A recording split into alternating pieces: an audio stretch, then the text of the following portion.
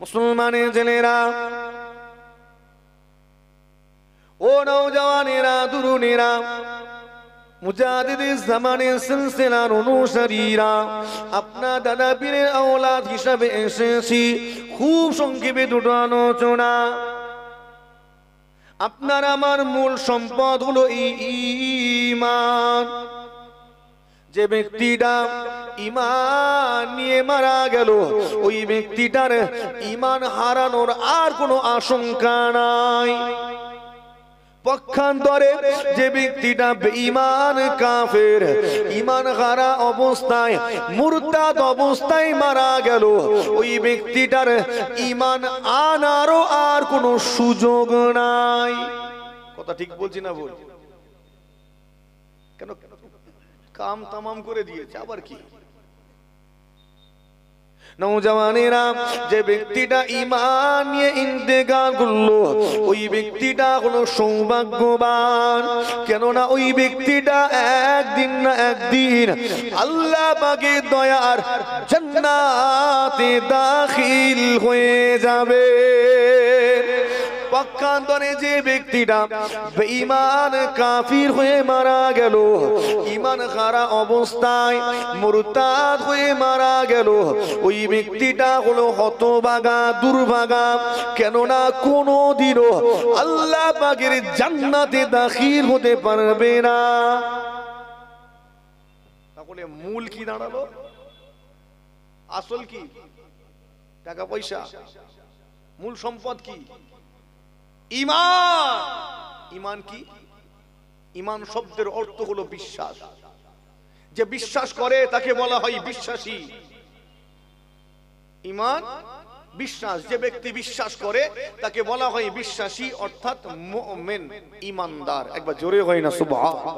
আমরা যে কজনা বসে আছি সবাই কিন্তু ঈমানদার। আমরা ঈমানদার না? ঈমানদার নয়, ঈমানদার। কিন্তু যদি জিজ্ঞেস করেন আমরা মুসলমান কিনা, আমরা মুসলমান তো, হ্যাঁ, তখন এবার খুঁটিয়ে খুঁটিয়ে দেখতে হবে, একটু আতশ কাঁচ নিয়ে বাঁচতে হবে, মুসলমান কিনা ভাবতে হবে।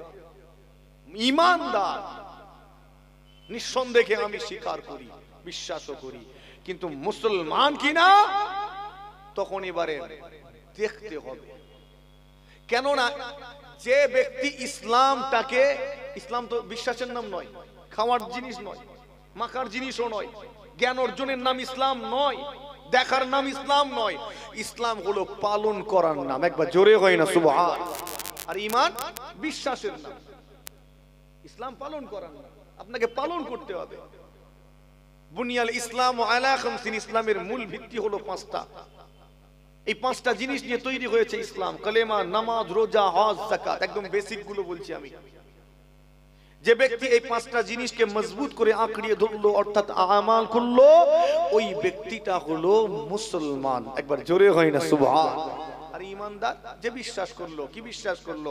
আমানতু বিল্লাহ, আল্লাহকে বিশ্বাস করলো, ওয়া মালাইকাতি, ফেরেশতাদের বিশ্বাস করলো, ওয়া কুতুবি, নাযিলকৃত কিতাব সমূহ বিশ্বাস করলো, ওয়া রাসূলি, প্রেরিত পুরুষ রাসূলগণকে বিশ্বাস করলো, ওয়াল ইয়াউমিল আখির, শেষ দিনকে বিশ্বাস করলো, অর্থাৎ কিয়ামতকে বিশ্বাস করলো, ওয়াল কদরি খায়রিহি ওয়া শাররিহি মিনাল্লাহি তাআলা, ভালো যা হয় আল্লাহর হুকুমে হয়, খারাপ যা হয় ওটাও আল্লাহর হুকুমেই হয়, এটা বিশ্বাস করলো। ওয়াল বা'সি বা'দাল মাউত, যে ব্যক্তি বিশ্বাস করলো মওতের পরে আমাদেরকে পুনরায় তোলা হবে, পুনরুত্থানের দিনের উপরে, সে হলো মুমিন, ঈমানদার, বিশ্বাসী। একবার জোরে হয় না সুবহানাল্লাহ? এছাড়া 70টারও বেশি শাখা প্রশাখা আছে ঈমানের। 70টারও বেশি শাখা প্রশাখা আছে। আমি তো মূল বেসিক কয়েকটা বললাম। তিনি ঈমানদার। ইকরার বিল লিসান, তাসদীক বিল জিনান, আমাল বিল আরকান, তিনটির সমন্বয় হলো ঈমান। একবার জোরে হয় না সুবহানাল্লাহ? যে ব্যক্তি অন্তরে স্বীকার করল, অন্তরে বিশ্বাস করলো, জবানে স্বীকৃতি দিল, বাস্তব কাজে প্রমাণ দিল। এটা খেয়াল রাখতে হবে। কোন ব্যক্তি অন্তরে বিশ্বাস করলো কিন্তু জবানে স্বীকার করলো না, সে ঈমানদার তো নাকি? একটু কথা বলে। অন্তরে তো বিশ্বাস করলো কিন্তু জবানে স্বীকার করেনি, ঈমানদার নয়। আপনার আমার নজরে ঈমানদার নয়, কিন্তু আল্লাহর নজরে ঈমানদার। কেন? সে তো বিশ্বাস করেছে অন্তরে, ওটা আল্লাহ জানেন। তার ফতোয়া কিন্তু ঈমানদারের মতো হবে না, মরে গেলে জানাজাও হবে না। কিন্তু যে ব্যক্তিটা অন্তরে বিশ্বাস করলো, জবানে স্বীকৃতিও দিল, এই ব্যক্তিটা ইমানদার হিসাবে আমাদের কাছে গণ্য হবে। মানুষটা মারা গেলে জানাজাও হবে। মুসলমানের ছেলেরা, ও নওজওয়ানেরা, তরুণেরা, আমার মুরব্বিয়ানেরা, সেই ঈমানটাকে মজবুত করুন, ঈমানটাকে দৃঢ় করুন। কেননা ঈমান হলো মূল সম্পদ। আপনার আমার ঈমান বড় কমজোর, ঈমানটা বড় দুর্বল, যার কারণে দীর্ঘদিন ধরে ওয়াজ নসিহত শোনার পরেও আজও নামাজ বাড়িতে দাঁড়াতে পারি না।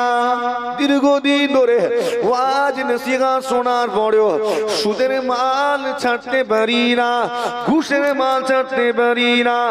ঈমান বড় কমজোর। ঈমান কমজোর বলেই এই জলসা মাহফিলে আসার আগেই আটকে গেছি। ঠিক বলছি না ভুল গো? হ্যাঁ, মানুষটা বের হয়েছিল বাড়ি থেকে। কেন? জলসা মাহফিলে গিয়ে বসবে। কেন বের হয়েছে? জলসাই এসে বসে ওয়াজ শুনবে। কিন্তু আসার পথে চাকচিক্যময় দুনিয়া দেখে ওখানেই মত্ত হয়ে গেল। বোঝাতে পারিনি মনে হচ্ছে। ঠিক জলসার মাহফিলের আগে ঘুনি বসানো থাকে। কি বসানো থাকে? ঘুনি বুঝেন না? হ্যাঁ, আজকে নেই তো মনে হয় নাকি? এটা অনেক মাহফিলেই থাকে, ঘুনি বসানো থাকে। ওই চাকচিক্যময় দুনিয়ার বাজার দেখে আমরা আখিরাত ভুলে গেছি। অথচ আমার নবী বললেন দুনিয়াকে ভয় করো। তুমি চাকচিক্যময় দুনিয়া দেখে মেতে গেলে। নওজওয়ানেরা, তরুণেরা, আমার মুরব্বিয়ানেরা, আপনার ঈমানটাকে মজবুত করতে হবে।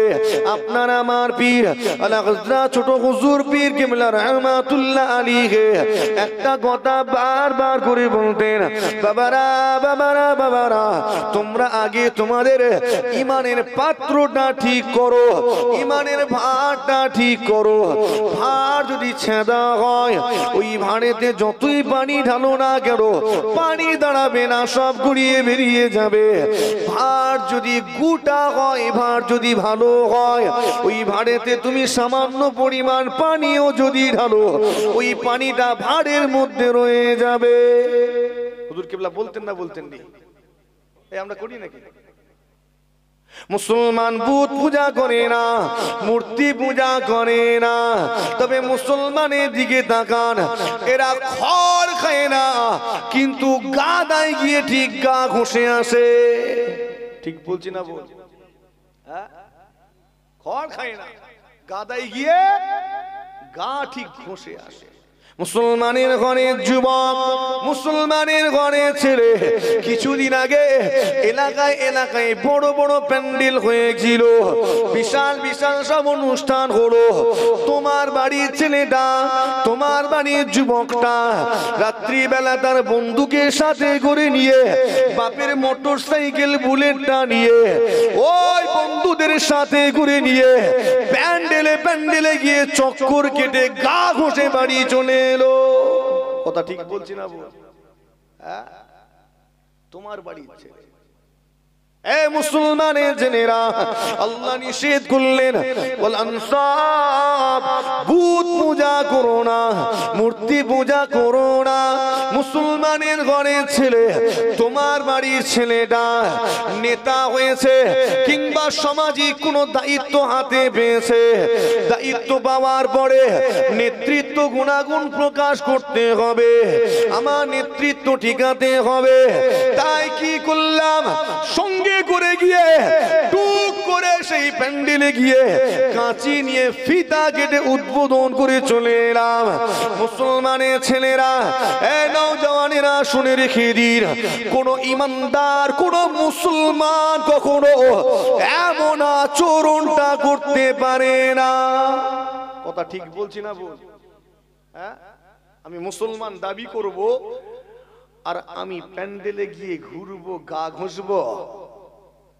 হ্যাঁ, মুসলমান দাবি করব, গান বাজনাকে বাড়াওয়া দেবো আরো। আল্লাহ নবী বলছেন তোমরা গান বাজনা তো করবে না, যেখানে হয় সেখানে যাবেও না। কথা ঠিক না ভুল গো? সেখানে যাওয়া যাবে? আমরা চলে যাচ্ছি, অথচ মুসলমান দাবিদার। এই দুনিয়া কদিনের? দুনিয়া কদিনের? দুদিনের। কতদিন বাঁচবে? 50 বছর, 60 বছর, 70 বছর, তোমার 70 বছরের দুনিয়াদারিতে তুমি চিরকালীন আখিরাতটাকে কেন বরবাদ করছো? কথা ঠিক বলছি না ভুল? হ্যাঁ, আখিরাত কেন বরবাদ করছো?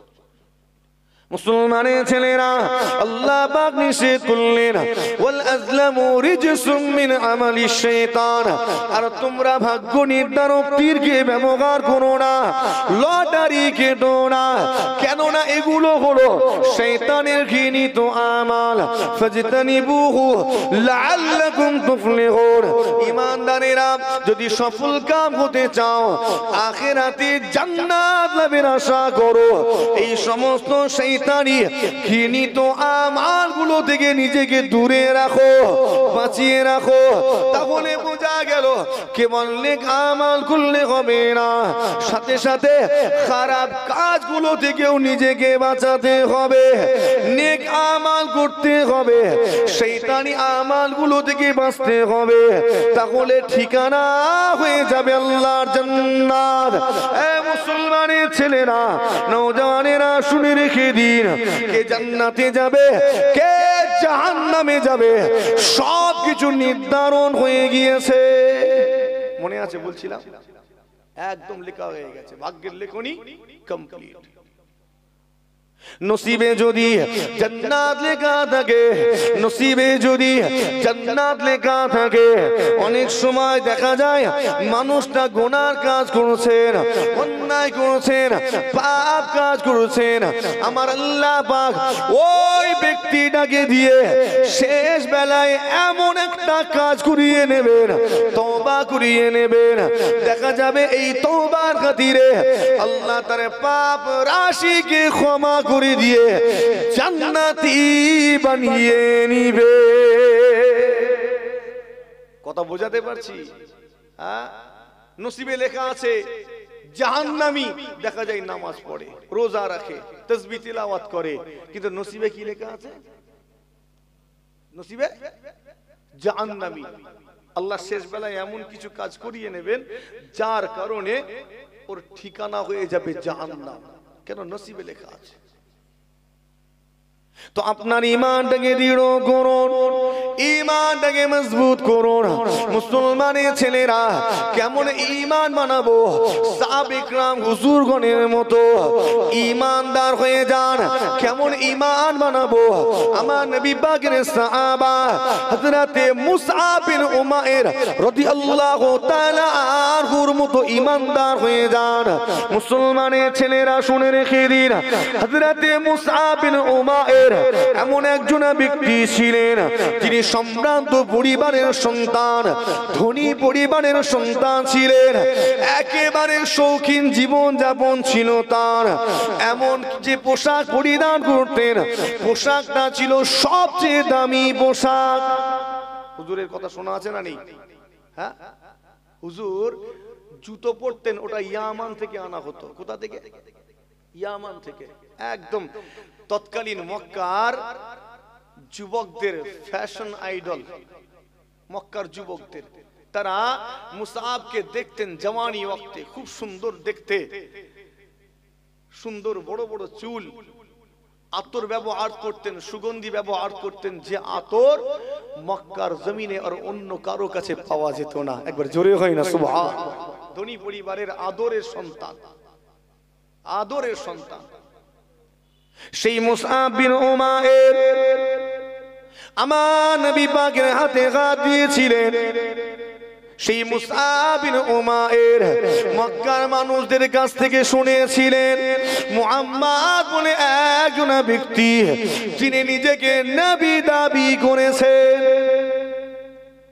মক্কার মানুষদের জবান থেকে আব্দুল্লাহর বেটা মুহাম্মাদের বর্ণনা শুনেছেন।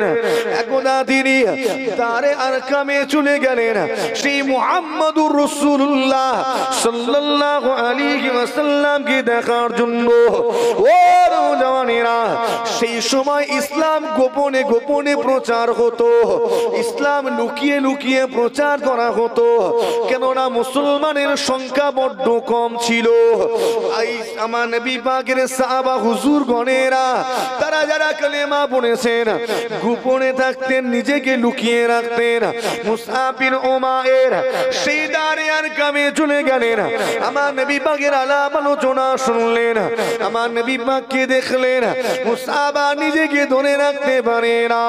আমার নবী পাকের আলোচনা কথাবার্তা শুনে দিওয়ানা হয়ে গিয়ে হাতটা বাড়িয়ে দিয়ে ঈমানের কালেমা খানা পড়ে নিয়েছিলে।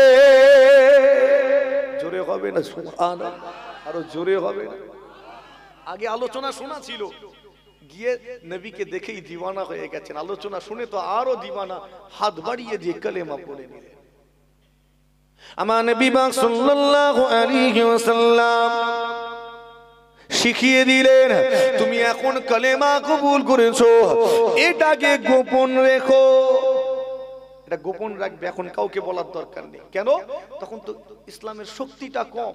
এই যারা কালেমা পড়েছে সব লুকিয়ে আছে, কেউ জানায় না। কেউ জানতে যদি পারে তাকে হত্যা করে দেওয়া হবে। তাকে কি করা হবে? হত্যা করা হবে। এই জন্য আমার নবী বললেন গোপন রাখো। কিছুদিন গোপন রাখলেন, লুকিয়ে লুকিয়ে নামাজ পড়ছেন। ভালো করে শুনবেন, লুকিয়ে লুকিয়ে নামাজ পড়ছেন। কতদিন গোপন রাখা যায়? কতদিন? এখন আমার মুসআব বিন উমাইর নামাজ আদায় করছে, একজন ব্যক্তি দেখতে পেয়ে গেল, সঙ্গে সঙ্গে খবরটা দ্রুত গতিতে ছড়িয়ে দিল। একদম এক মুহূর্তে ছড়িয়ে দিয়েছে। খুব সংক্ষেপ করে এটা বলছি, ব্যাস। যখনই ছড়িয়ে গিয়েছে, মানুষের অত্যাচার শুরু হয়ে গেল। ও নওজওয়ানেরা, মুসআব ধনী পরিবারের সন্তান, তার আম্মা ছিলেন বড্ড কঠোর। তার আম্মা ছিলেন বড্ড কঠোর।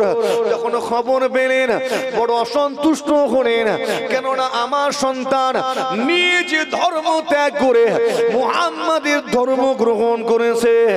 মা হিসাবে থাকতে পারে না, সন্তানকে গাইড করেন, বারবার করে বোঝান, সন্তান বুঝে না।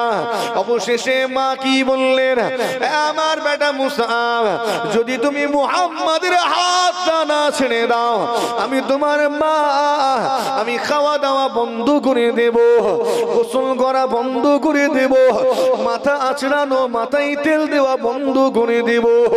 ও বেটা মুসআব, যদি তুমি নিজ ধর্মে প্রত্যাবর্তন না করো, আমি তোমার আম্মা না খেয়ে খেয়ে রোদে দাঁড়িয়ে দাঁড়িয়ে মারা যাব। তথাপিও তোমাকে ফিরিয়ে আনবো। যে আসনে রেখে দিন। তার আম্মা বারবার করে চেষ্টা করে। মুসআবের আম্মা রোদে দাঁড়িয়ে রয়েছেন জিদ করে, ছেলেকে নিজে ধর্মে ফিরিয়ে আনবেন। কিন্তু ছেলে অটল, কেননা মুসআব অন্য কারো হাতে হাত দেয়নি, তিন দুনিয়ার বাদশার হাতে হাত দিয়েছে। আরে দেখবে, অন্য কারো হাতে হাত দেয়নি, দিন ও দুনিয়ার বাদশার হাতে হাত দিয়েছেন। এই হাত ছাড়বেন বলে মনে হয়? এই হাত যারা ধরেছে তারা কেউই ছাড়েনি। তারা তাদের প্রাণটা দেহ ছেড়ে দিয়েছে, কিন্তু তারা কখনো নবী পাকের হাত মোবারক ছাড়েনি। একবার জোরে হয় না? জি হ্যাঁ। দাঁড়িয়ে দাঁড়িয়ে মা বেহুশ হয়ে গেল, পানি টানি ঢেলে মায়ের হুঁশ ফিরানো হলো। আস্তে আস্তে করে মুসআব গিয়ে কানের গোড়ায় মাকে কথা বলছেন, আম্মা জান, ও আমার আম্মা জান, আপনি যদি 10 বার বেহুশ হয়ে যান, 10 বার যদি পুনরায় হুঁশ ফিরে পান, আপনি যদি মারাও যান, তথাপিও আমি মুসআব আমার মুহাম্মাদের দ্বীন ছেড়ে দেব না। মাও কট্টর, ছেলেও কট্টর। মা কুফরের উপরে কট্টর, ছেলে ঈমানের উপরে কট্টর। একবার জোরে হয় না? রক্ত তো কথা বলবে না কি গো? বাপ জেদি, বেটাও জেদি। সংক্ষেপ করতে চায় যে আসনে রেখে দিন প্রকাশ পেয়ে গেল মুসআবের উপরে অত্যাচার শুরু হয়ে গেল। মুসআবকে বাড়িতে বন্দি করে রাখা হলো, বাড়িতে আটক করে রাখা হলো। ও নওজওয়ানেরা, বাইরে বের হতে দেওয়া হয় না।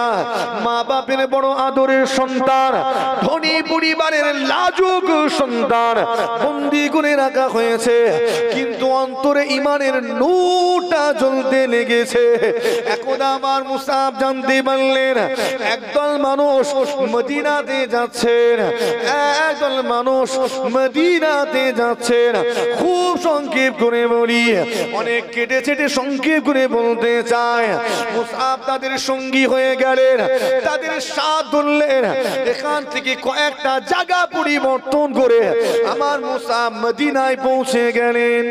অনেক মাঝখানে অনেক ঘটনা আছে, আমি সব ছেড়ে ছুড়ে দিয়ে মূল বিষয়টা তুলে আনতে চাইছি। এই ঈমানটাকে মজবুত করেন। ঈমান মূল সম্পদ, ঈমান মূল সম্পদ।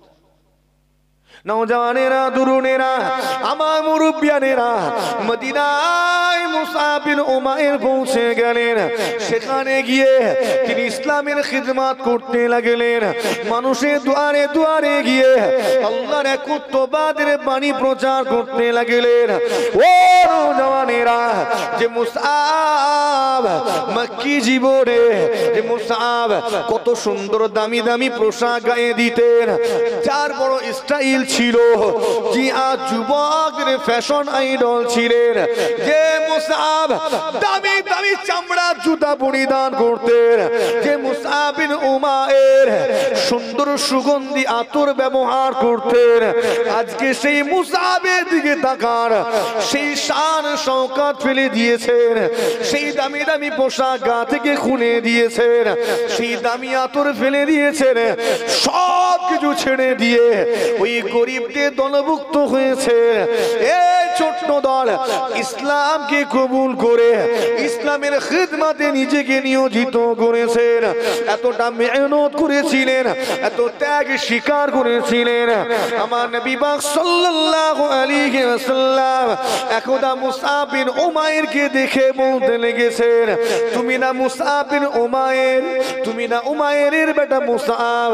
মুসআব বিন উমাইর বলেন, জি ইয়া রাসূলুল্লাহ, আপনি ঠিক ধরেছেন। আল্লাহ নবী কি বলেছিলেন? তুমি তো ধনী পরিবারের সন্তান, বড় লোকের ছেলে, তুমি তো দামি দামি পোশাক পরিধান করে ঘুরে বেড়াতে, চাকচিক্যময় তোমার জীবন যাপন ছিল, তোমার মাথার চুলগুলো সুন্দর ছিল, তুমি সেই সব ছেড়ে দিয়ে এই কেবল মোটা চটের মতো মোটা পোশাক কেন গায়ে দিয়েছো? এটা কেন কেন গায়ে দিয়েছেন? আমার নবী পাকের পাগল, নবী পাকের দিওয়ানা হযরত মুসআব বিন উমাইর তার চাকচিক্যময় জীবন যাপন ছেড়ে দিয়ে এই মোটা কাপড়, চটের মতো মোটা পোশাক গায়েতে তুলে নিয়েছেন। কেননা আল্লাহকে খুশি করার জন্য, তার হাবিবকে খুশি করার জন্য।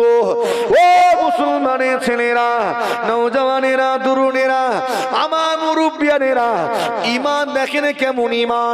দুনিয়ার শান শওকত গুলোকে দূরে সরিয়ে দিয়েছেন।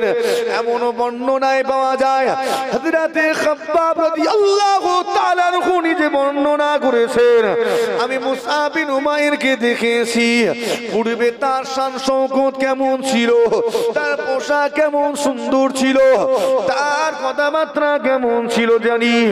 সেই মুসআবকে পরবর্তীকালে দেখি তার শরীরের চামড়া গুলো খসে খসে পড়ে গিয়েছে, ঠিক যেমনটা একটা সাপ তার শরীরের খোলস পরিত্যাগ করে, ঠিক ওই রকম মুসআবকে দেখেছি, তার শরীরের চামড়া গুলো উদলে উদলে চলে গিয়েছে। লাজুক, ধনী পরিবারের সন্তান একটু নাদুস নুদুস হয় না, হয়নি গো? হ্যাঁ, হঠাৎ করে তারা কষ্টের সম্মুখীন হলে সারভাইভ করাটা একটু অসুবিধা হয় না, হয়নি? কারণ আদরে মানুষ হঠাৎ করে একটু কঠিনাই যদি সামনে আসে একটু অসুবিধা হয়। হযরতে খাব্বাব রাদিয়াল্লাহু তাআলা আনহু তিনি বলছেন সাপ যেমন খোলস ছাড়ে, খোলস পাল্টায়, চামড়া উঠে চলে যায়, মুসআবকেও ওই রকম চামড়া পাল্টাতে দেখেছি, তথাপিও আমার নবীকে ভুলে যাননি। একবার জোরে হয় না সুবহান? আর একটু জোরে হয় না? আর একটু জোরে হয় না? কোন খাব্বাব, যে খাব্বাব রাদিয়াল্লাহু তাআলা আনহু ইসলামের জন্য ত্যাগ স্বীকার করেছে। ও নওজওয়ানেরা, প্রাথমিক লেভেলে ইসলাম কবুল করেছিলেন। একদা হযরতে ওমর বিন খাত্তাব রাদিয়াল্লাহু তাআলা আনহু খিলাফতের আসনে আসীন, তিনি খোলাফায়ে রাশিদিনের অন্তর্ভুক্ত। হযরতে ওমর বিন খাত্তাব খিলাফতের আসনে আসীন রয়েছেন, তার পাশেই জায়গা ছিল হযরতে খাব্বাব রাদিয়াল্লাহু তাআলা আনহু। একদা আমার ওমর বিন খাত্তাব বলতে লেগেছে, ও খাব্বাব, আপনি তো গুড়ার দিকে ইসলাম কবুল করেছেন, আপনি তো প্রথম দিকে কালেমা পড়া ব্যক্তিদের একজন ছিলেন, একেবারে প্রথম সারির মানুষ। ও খাব্বাব, আপনি একটু স্মৃতিচারণা করুন, একটু বলুন বলুন বলুন, সেই সময় ইসলামটা কবুল করে নেওয়া কতটা কষ্টকর ছিল, সেই সময় কাফেররা কেমন অত্যাচার করত, কেমন জুলুম করত, আপনি একটু আমাদের বর্ণনা করুন। ও মুসলমানের ছেলেরা, নওজওয়ানেরা, তরুণেরা, আমার নবী পাগলেরা, খেয়াল করে শুনে রেখে দিন, আমার খাব্বাব রাদিয়াল্লাহু তাআলা আনহু ওই সময় কিভাবে কথা বলেছিলেন, জবানে কোনো কথা বলেননি। হুজুর কি করেছিলেন জানেন? হুজুরের শরীরে যে চাদরটা ছিল, এই চাদর মুবারকটা আস্তে করে খুলে দিলেন। ও নওজওয়ানেরা, যখন এই চাদর মুবারকটা খুলে দিলেন, হযরতে খাব্বাব রাদিয়াল্লাহু তাআলা আনহুর পিঠটা উন্মুক্ত হয়ে গেল, হুজুরের পিঠটা প্রকাশ পেল। সেই পিঠ দেখার সাথে সাথে হযরতে ওমর বিন খাত্তাব রাদিয়াল্লাহু তাআলা আনহুর শরীরের পশমগুলো কাঁটা দিয়ে উঠল। দেখে এই পশমগুলো কাঁটা দিয়েছে, খাড়া হয়ে গেছে। দেখার সাথে সাথে কিছু বুঝতে পারছেন? পিঠটা দেখেছেন, দেখেন এবড়ো খেবড়ো পিঠটা, এবড়ো খেবড়ো। আপনার আমার পিঠ তো কত সুন্দর মসৃণ, কথা ঠিক না ভুলবো? হ্যাঁ হ্যাঁ, পিঠে যদি খুঁজা যায় হয়তো উস্তাদের কয়েকটা মারের দাগ পাওয়া যাবে, কথা ঠিক না ভুলবো? একবার দরুদ শরীফ আল্লাহুম্মা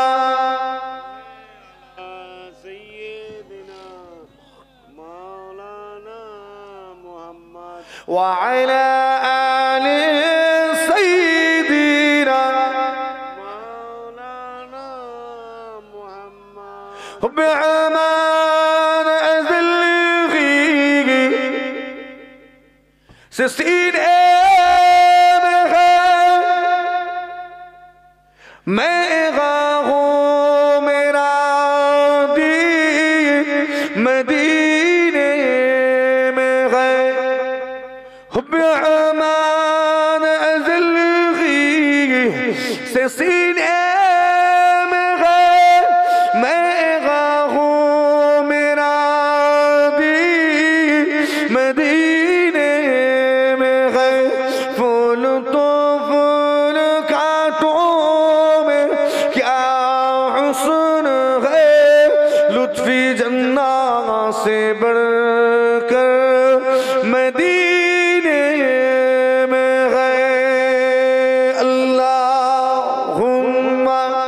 सल्ले अला सय्यिदिना मौलाना मुहम्मद व अला आलि सय्यिदिना मौलाना मुहम्मद। আমার দিনদার ইমানদার ভাই, নেককার, আল্লাহওয়ালা, পরহেজগার মুমিন মুসলমান ভাইজানেরা, আমার মুরব্বিয়ানেরা, নিজের ঈমানকে দৃঢ় করুন, নিজের ঈমানকে মজবুত করুন। হুজুরের উপরে কি অত্যাচার হয়েছিল। হযরতে খাব্বাব রাদিয়াল্লাহু তাআলা আনহু যখন খুলে দিলেন, ওমর বিন খাত্তাব হুজুর খিলাফতের আসনে বসেন, তিনি দেখেছেন, দেখার সাথে সাথে গায়ের পশমগুলো সব খাড়া হয়ে গেল। পিঠটার এমন অবস্থা, পুরো পিঠটাতে কত দাগ, কত দাগ আঘাতের চিহ্ন। হুজুরকে একেবারে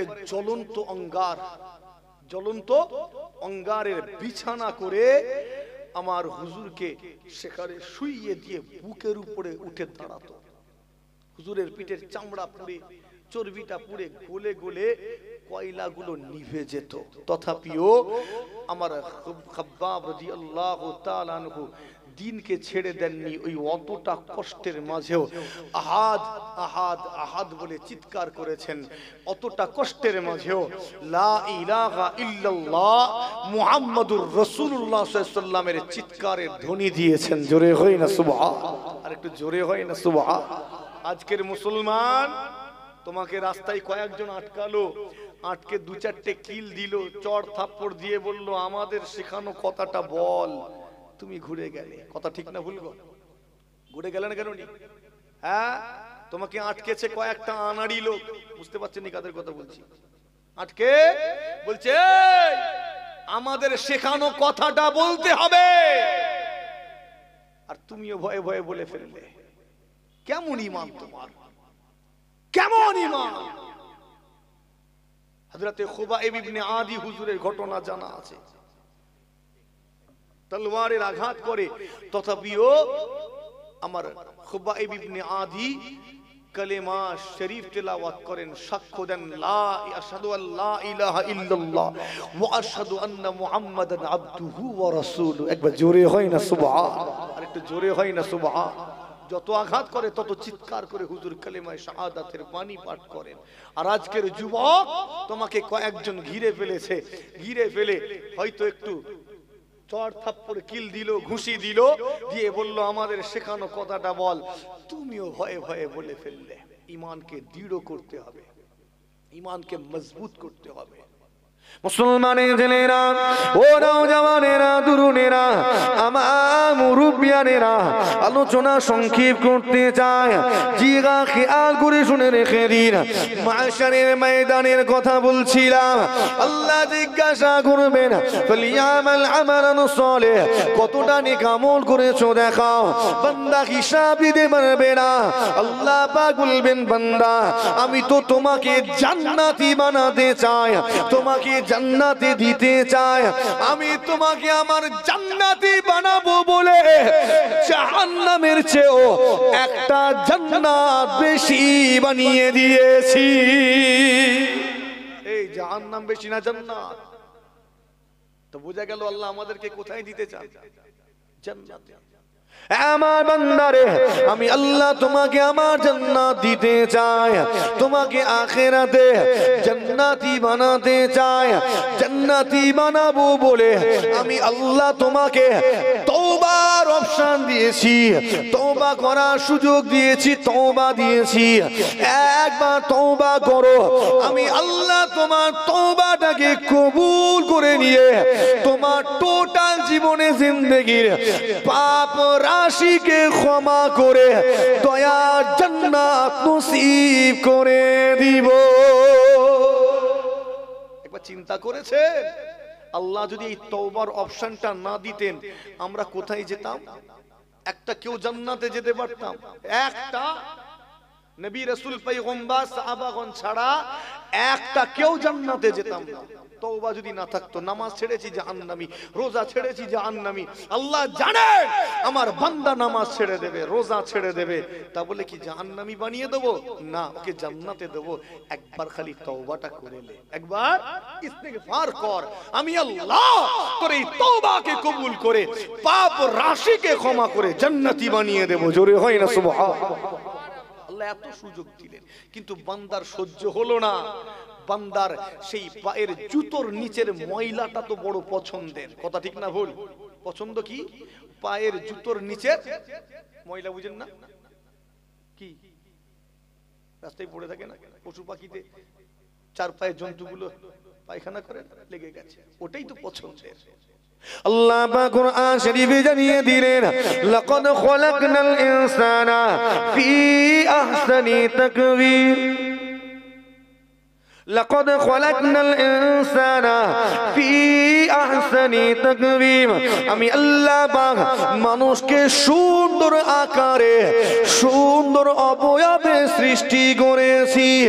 আল্লাহ কত সুন্দর অবয়ব দিয়ে আপনাকে আমাকে সৃষ্টি করেছেন।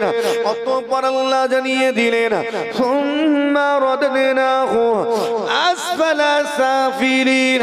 অতঃপর এদের ব্যবহার, এদের কথাবার্তা, এদের আচার আচরণ, এদের বেশভূষা অনুযায়ী আমি আল্লাহ এদেরকে নিচ থেকে নিচে নামিয়ে দিয়েছি। আল্লাহ আমাদের কত সুন্দর আকার দিয়ে বানিয়েছেন না? হ্যাঁ, কত সুন্দর অবয়ব, কতটা সুন্দর, একেবারে নিখুঁত পারফেক্ট করে আল্লাহ বানিয়েছেন। একবার জোরে হয় না সুবহানাল্লাহ। আচ্ছা, সব ঠিক আছে, যদি খালি মুখটা আল্লাহ ঘুরিয়ে পিছন দিকে করে দিতেন কোনো অসুবিধা হতো নাকি? মহা কেলেঙ্কারি হয়ে যেত। খাবো কি করে? মুখটা শুধু ঘুরিয়ে পেছনে, খাবে কি করে? প্লেট সামনে রাখবো না পিছনে রাখবো? কথা বলে না। সম্মুখে থাকবে, মুখ তো পিছনে, তাহলে প্লেট পিছনে রাখবো? হাত যাবে তো প্লেটে? হ্যাঁ গো, ওই আলু আর ভাত তোলার জায়গায় পাথর তুলে ফেলবনি তো? চোখ তো এদিকে। কথা বুঝতে পারছেন? তো কত সুন্দর পারফেক্ট করেছেন, একদম নিখুঁত। কতটা, এই আয়াতের অনেক লম্বা তাফসীর আছে, আমি সংক্ষেপ করে একটা খাস জায়গা বলি যেটা আপনি বুঝবেন। আল্লাহ আমাদেরকে কত সুন্দর আকার অবয়বে বানিয়েছেন, বলা হলো একেবারে সিজদার উপযোগী করে আল্লাহ বানিয়েছেন। একবার জোরে হয় না সুবহানাল্লাহ। যখন বান্দা সিজদায় যায়, বান্দার শরীরের এমন কোন অঙ্গ, এমন কোন জয়েন্ট বাকি থাকে না যে জয়েন্টটা খেলে না। আমরা যখন সিজদায় যাই, শরীরের প্রত্যেকটা জয়েন্ট, প্রত্যেকটা শিরা উপাশিরা রগগুলো খেলে। একবার জোরে হয় না সুবহানাল্লাহ। তার মানে বোঝা গেল আল্লাহ তার বান্দাকে বড় ভালোবেসে সিজদার উপযোগী করে বানিয়েছেন। জোরে হয় না সুবহানাল্লাহ। আমাদেরকে কেন বানিয়েছেন? সিজদার উপযোগী করে, সিজদা করার জন্য। আল্লাহ পাক জানিয়ে দিলেন কত সুন্দর আকারে বানিয়েছি। অতঃপর এদের ব্যবহার, কথাবার্তা, আচার আচরণ, বেশভূষা অনুযায়ী আমি আল্লাহ এদেরকে নিচ থেকে নিচে পাঠিয়ে দিয়েছি। কতটা নিচে পাঠিয়ে দিয়েছেন, কতটা নিচে আল্লাহ নামিয়ে দিয়েছেন। অপর আয়াতে আল্লাহ পাক জানিয়ে দিলেন উলাইকা কাল আনআম বাল হুম আদাল। আল্লাহ জানিয়ে দিলেন এদেরকে নিচে নামাতে নামাতে নামাতে নামাতে এতটা নিচে নামিয়ে দিয়েছি যে উলাইকা কাল আনআম, এদেরকে চতুষ্পদ জন্তুর ন্যায় বানিয়ে দিয়েছি। গরু চার পায়ে জানোয়ার, শোর চার পায়ে জানোয়ার, বিড়াল চার পায়ে জানোয়ার, কুকুরও চার পায়ে জানোয়ার। আল্লাহ জানিয়ে দিলেন এদেরকে চতুষ্পদ জন্তু, গরুর ন্যায়, ছাগলের ন্যায়, শোরের ন্যায়, কুকুরের ন্যায় বানিয়ে দিয়েছি। ঠিক বলছি তো নাকি? ভুলভাল ব্যাখ্যা করছি না তো? হ্যাঁ, কুকুরের মতো নয়, গাধার মতো নয়, গরুর মতো নয়। আল্লাহ তারপরেই বলছেন বালহুম আদাল, বরং তুই ওই কুকুরের চেয়েও খারাপ, গাধার চেয়েও খারাপ, গরুটার চেয়ে, ওই ষোঁড়ের চেয়েও তুই খারাপ। আল্লাহ খারাপ করে দিয়েছেন। গরু গাধাটাও ভালো আছে, কুকুরটাও ভালো আছে। ইমাম গজ্জালী রাহমাতুল্লাহ আলাইহি তার কিতাবে কুকুরের 40টা গুণাগুণ লিখেছেন। কটা বলছি? এই জন্য বলেন কটা? কার গুণাগুণ? হ্যাঁ, কুকুরের। হুজুর বলছেন কোন মানুষ যদি এই কুকুরের যে গুণাগুণ তার অন্তত একটা নিতে পারত, কটা বলছেন? একটা অন্তত যদি নিতে পারত, একটা মানুষ আর জাহান্নামী হতো না, সব জান্নাতি হয়ে যেত। জোরে হয় না সুবহানাল্লাহ। সেই গুণাগুণটা কি? অনেক আছে, হুজুর বলছেন অন্তত একটা। সেটা কি? কুকুর কখনো তার মুনিবের অবাধ্য হয় না। কুকুর কখনো তার মালিকের অবাধ্য হয় না। মানুষ, তুমি যদি এই গুণটা নিতে পারতে, তুমি যদি তোমার মালিকের বাধ্য হতে, তাহলে তোমার ঠিকানা আল্লাহর জান্নাত হয়ে যেত। একবার জোরে হয় না? আমরা তার থেকেও খারাপ। আল্লাহ বলছেন বালহুম আদাল। ওই গাধাটা আমাদের থেকে ভালো আছে, গরুটা ভালো আছে, কুকুরটা ভালো আছে। খারাপ লাগছে মনে হয় এভাবে বলছি বলে? খারাপ লাগেনি তো?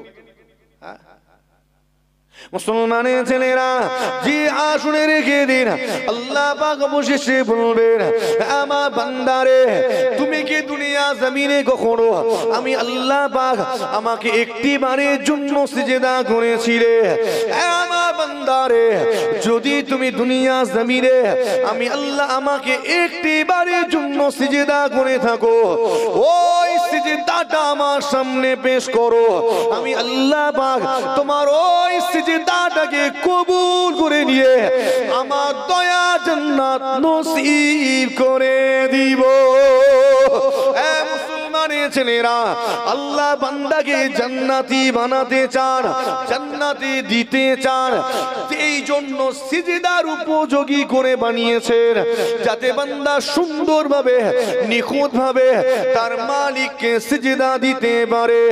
সিজদার উপযোগী করে বানালেন, বান্দা তুমি সিজদা যাতে দিতে পারো।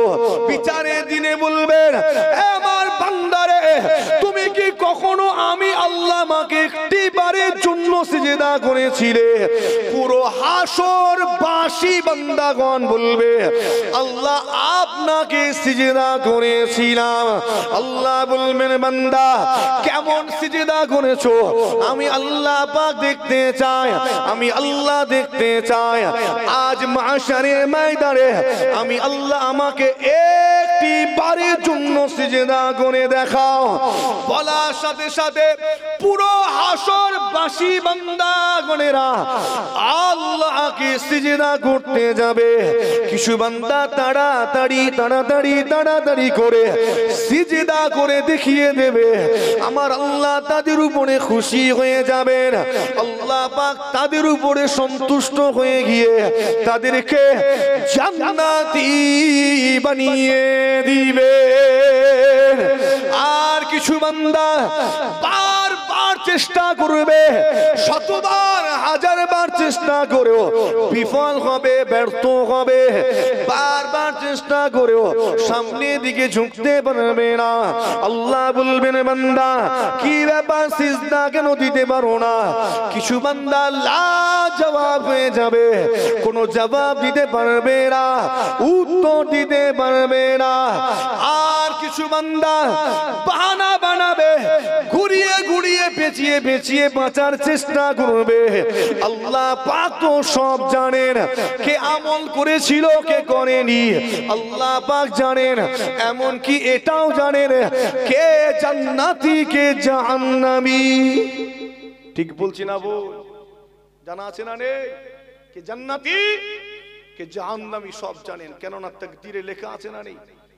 ওয়াজ ঘোড়া থেকে শুনছেন তো, না ডগ থেকে, না মাঝখান থেকে?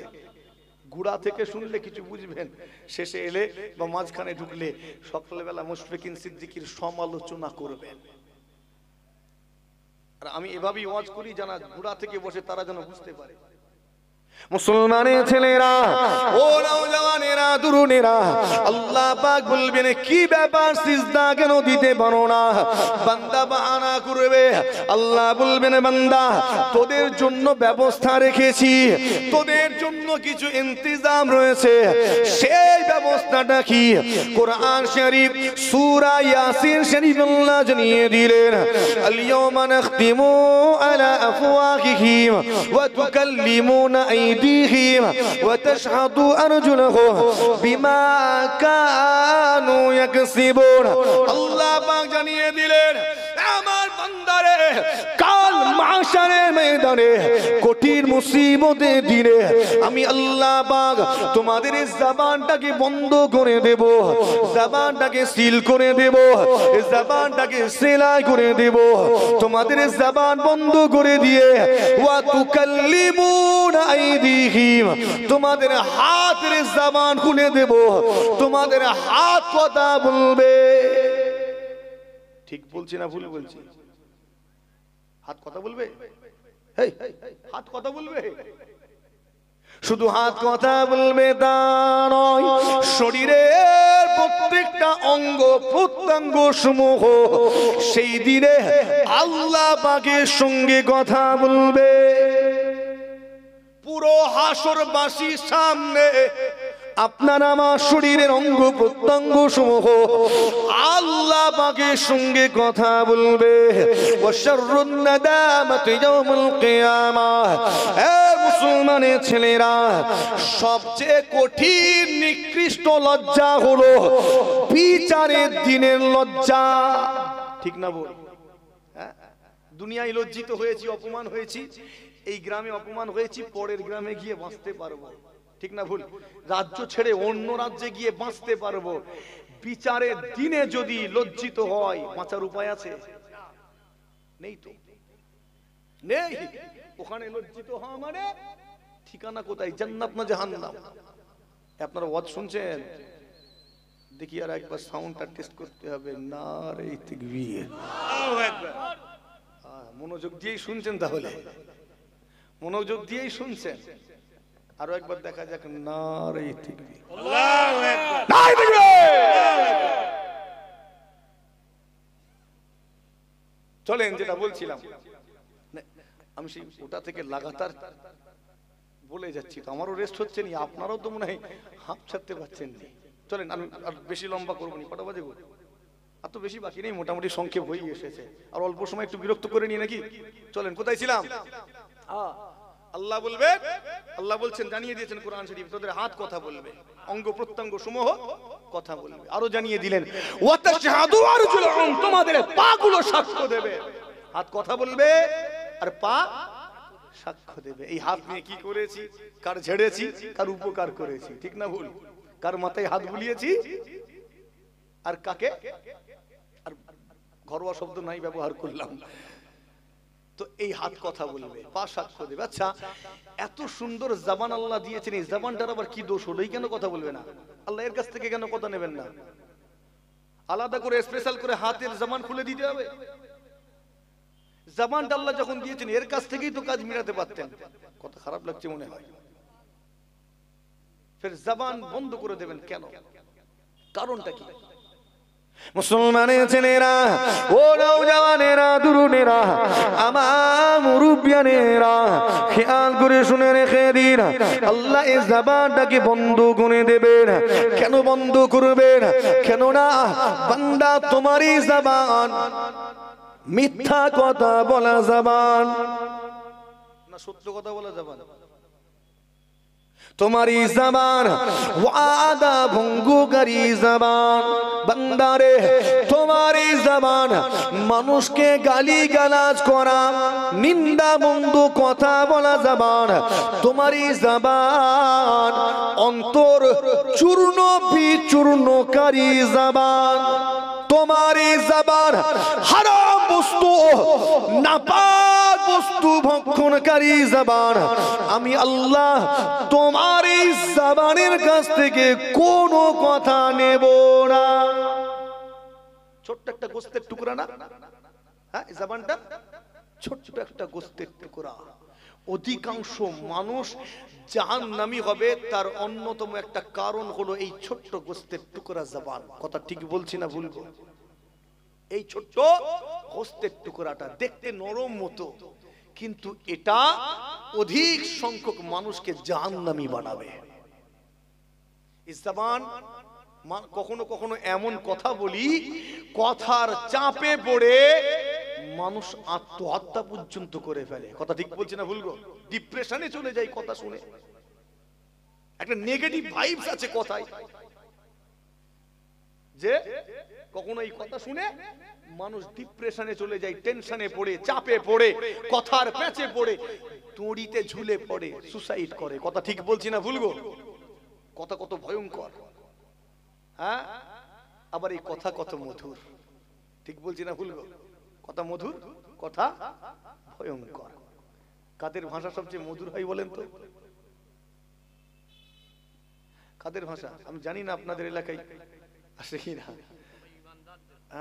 যারা চাঁদা তুলতে আসে, আসে না এইদিকে? হ্যাঁ, ভাষা খুব সুন্দর হয় না? ঠিক করে বলবেন। হ্যাঁ, এত সুন্দর কথা বলে, আল্লাহরে মারে বাবারে দাদুরে দাদিরে, এত সুন্দর করে আপনি দাঁড়িয়ে থাকতেই পারবেন না। কথাটা হয়তো একটু কেমন কেমন লাগলো, ওটাও একটা খেদমত। কথা ঠিক না ভুলবো? খেদমত না, খেদমত। এই ট্যালেন্ট সবার নেই, সবাই এত মিষ্টি মিষ্টি কথা বলে বার করতে পারে না, ওটাও একটা খেদমত। যারা আসবে তাদেরকে ফিরিয়ে দেবেন না, চেষ্টা করবেন কিছু শরীক হওয়ার। আল্লাহ তৌফিক দেন। বলি না আল্লাহুম্মা আমিন, জোরে বলি না আল্লাহুম্মা আমিন। তো এই কথা আমাদের সাবধানে ব্যবহার করতে হবে, জবানের সঠিক ইস্তেমাল করতে হবে। আল্লাহ নবী বললেন 5 শ্রেণীর মানব মানবীর জন্য আল্লাহর জান্নাত রেজিস্ট্রিকৃত।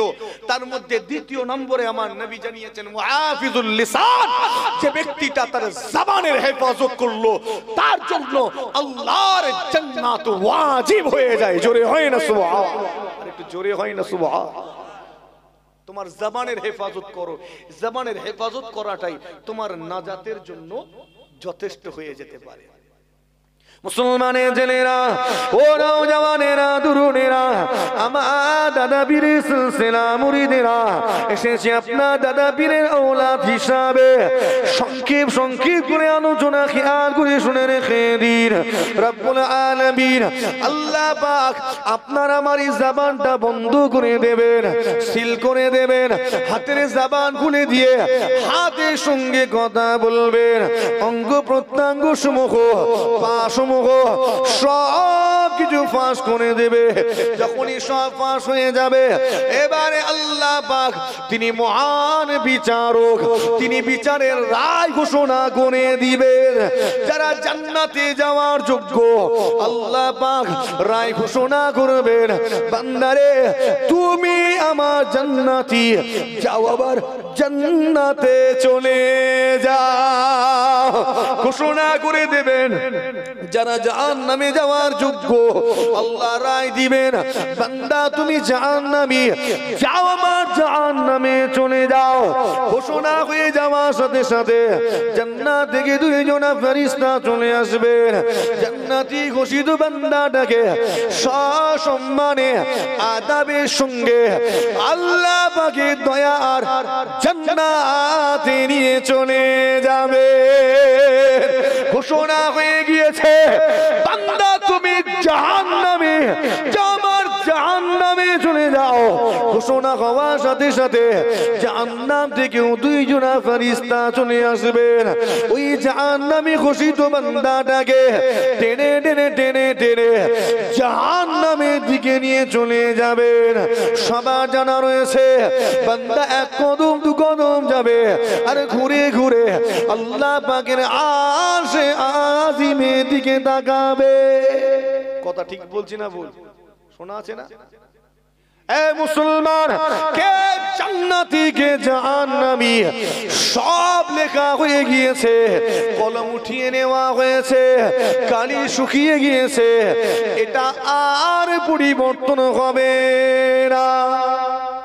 নসিবে যদি লেখা থাকে জাহান্নাম, ব্যক্তিটা যতই নামাজ পড়ুক না কেন, শেষ বেলায় আল্লাহ ওকে দিয়ে গুনাহ করাবেন, ওকে দিয়ে শিরক করাবেন, ওকে দিয়ে আল্লাহ পাক গুস্তাখি করাবেন। রাসূলের শানে গুস্তাখি করিয়ে ঠিকানা ওর জাহান্নাম হয়ে যাবে।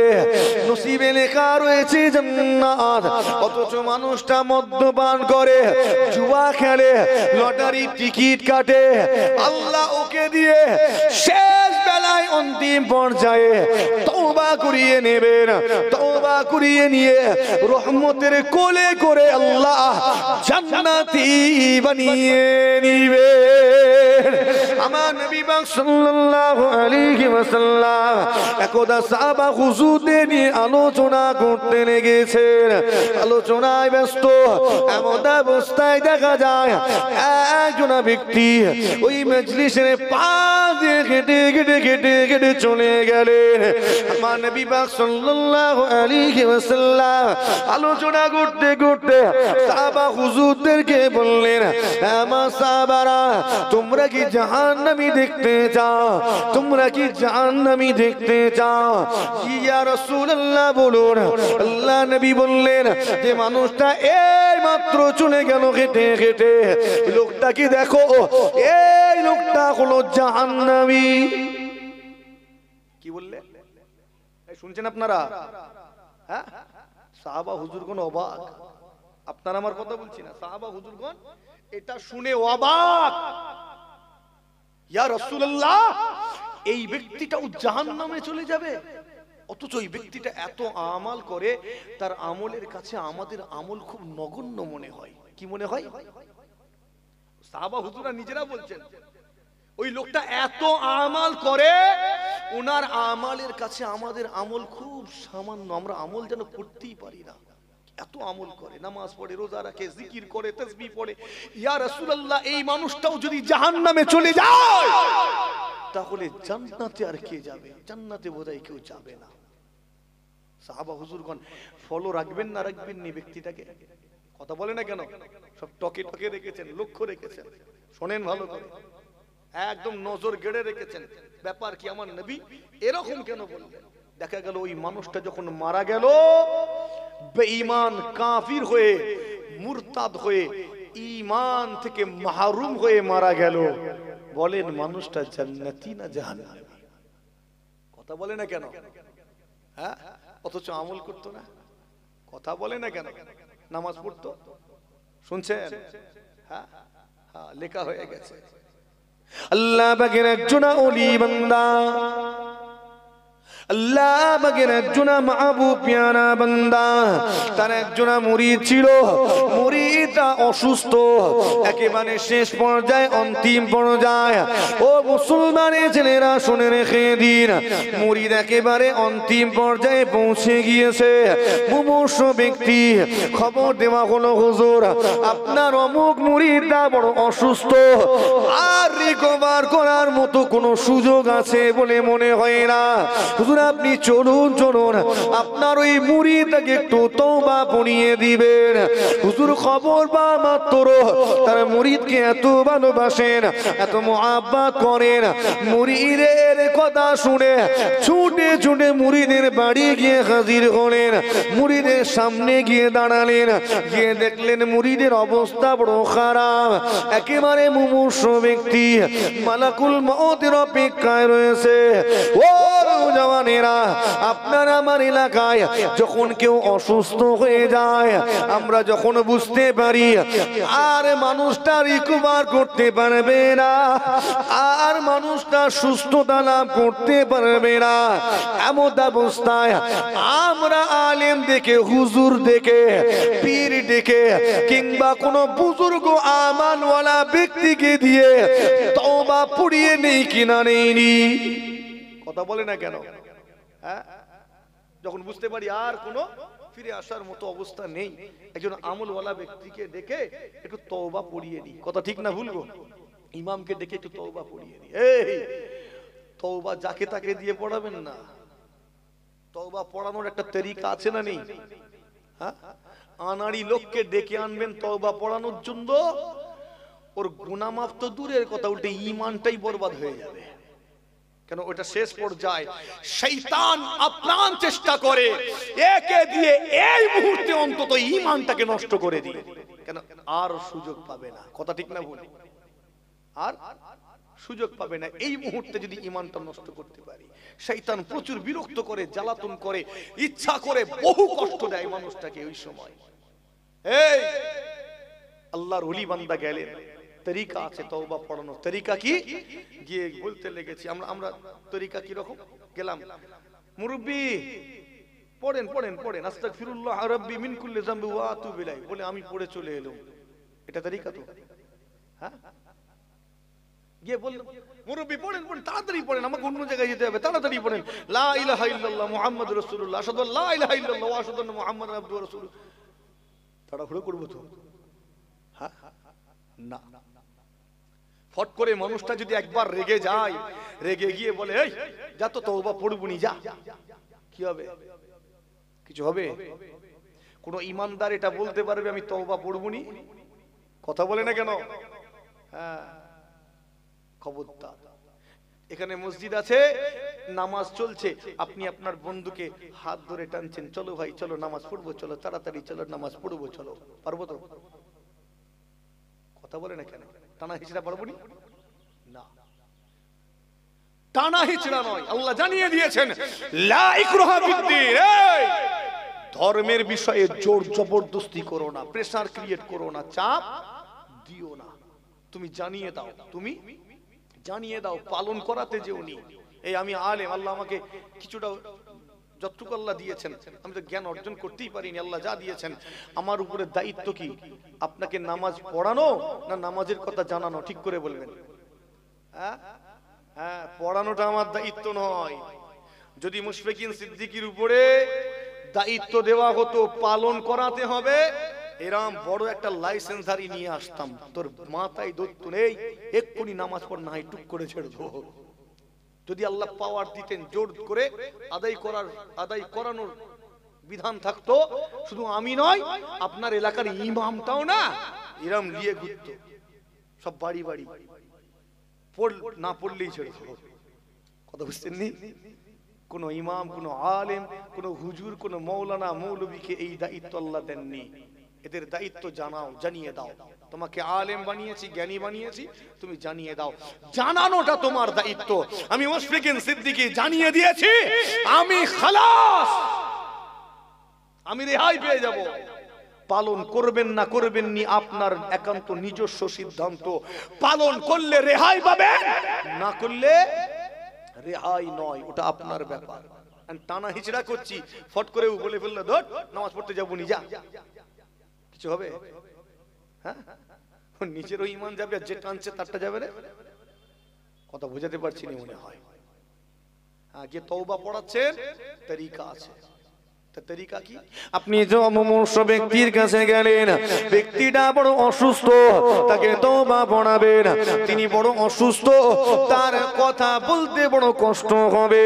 এমন অবস্থায় আপনার করণীয় হলো তার কাছে বারবার করে রিপিট করে করে পাঠ করা, ঘুরিয়ে ঘুরিয়ে পাঠ করা।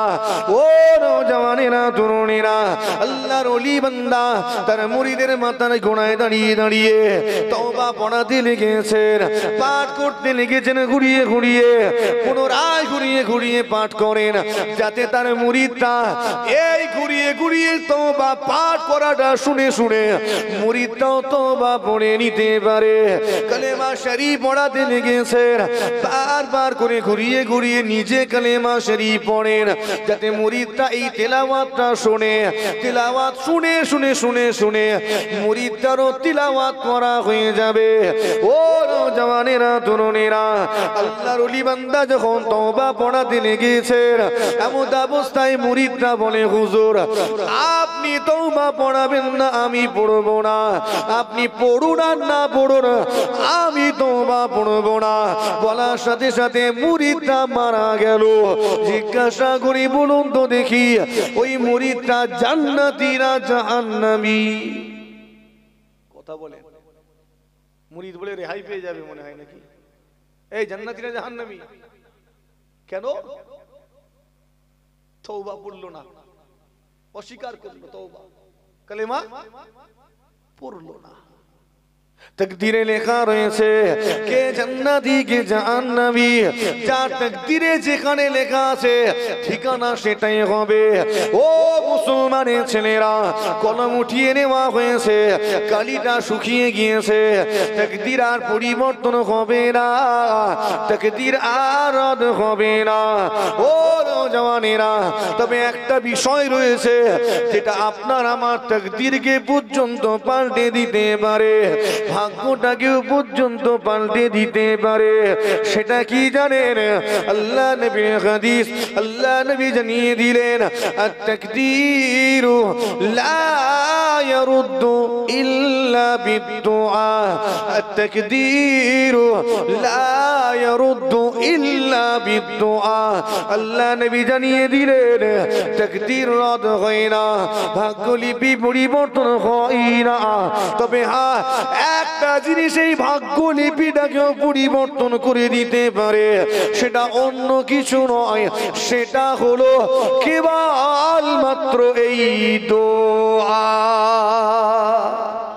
জোরে হবে না সুবহান?